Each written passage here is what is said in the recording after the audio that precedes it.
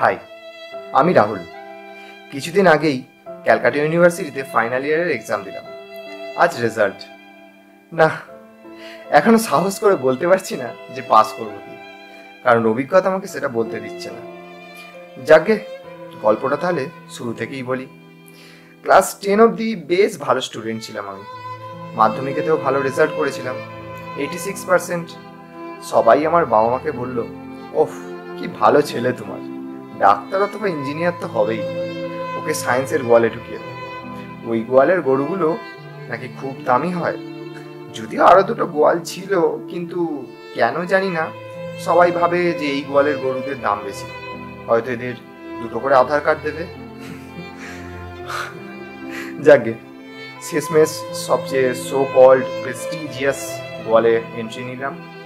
শুরুটা বেশ ভালোই হলো জানেন। বেশ পড়াশোনা করছিলাম, নিজেকে একটা কেউকেটা মনে হচ্ছিল। তারপরে যা হবার তার দেখা পেলাম। জীবনে রঙের ছোঁয়া, আমিও প্রেমের পুকুরে ডুব মারলাম। কিন্তু কে জানতো বলুন, পুকুরে জলের থেকে পাঁক বেশি থাকবে।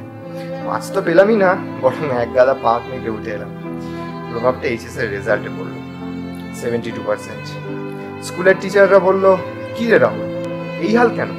পাড়ার লোকে তো বলবেই ওর হয়ে গেছে, মেয়ের পাল্লায় পড়ে সব শেষ।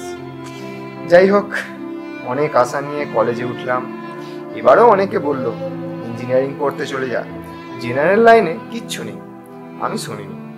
জয়েন্ট দিয়েছিলাম, কিন্তু ভালো র্যাঙ্কও হয়নি, আর প্রাইভেট কলেজে পড়ানোর মতো সোজা বাংলা ভাষায় আমার বাবার অত ধপ নেই। তাছাড়া তখনও কিছুটা কনফিডেন্স ছিল, সেই সাহসে ফিজিক্স অনার্স নিয়ে নিলাম। এবারেও লোক বলল, বাবা ফিজিক্স, তাহলে তো ভালোই ছিল। পড়তে বেশ ভালোই লাগছিল। অনেক রেফারেন্স বইটই ঘেঁটে পড়লাম, জানলাম, শিখলাম অনেক কিছু। তারপর ফার্স্ট ইয়ারে এক্সাম দিতে গেলাম, গিয়ে দেখি সব ব্ল্যাঙ্ক। এটা কি, এসব তো পড়িনি আমি। মাথায় হাত পড়ে গেল। ঠিক করলাম গ্যাপ দেব। নেক্সট ইয়ার অনেক পড়ে ভালো করে প্রিপারেশন নিয়ে এক্সাম দেব। কিন্তু ভগবানের মার দুনিয়ার বার, সেবার তো এক হাত দিয়ে দিল। কি আবার ক্যালকাটা ইউনিভার্সিটি। মোটামুটি একটা রেজাল্ট নিয়ে সেকেন্ড ইয়ারে উঠলাম।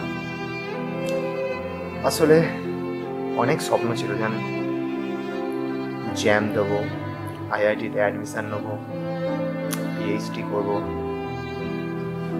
সেসব স্বপ্ন আর নেই। আস্তে আস্তে সবই হারিয়ে গেছে। এখন শুধু একটাই চিন্তা, যা হোক করে গ্র্যাজুয়েশনটা কমপ্লিট হয়ে যাক, তারপরে একটা চাকরি। আমি জানি আপনি হয়তো আমার উপর হাসছেন, এই ছেলেটা পড়াশোনা করেনি, কিন্তু না, আজ আর কোনো অজুহাত দেব না। ও টাইম হয়ে গেছে, এতক্ষণে নিশ্চয়ই ওয়েবসাইটে রেজাল্ট দিয়ে দিয়েছে। দেখি কি হলো।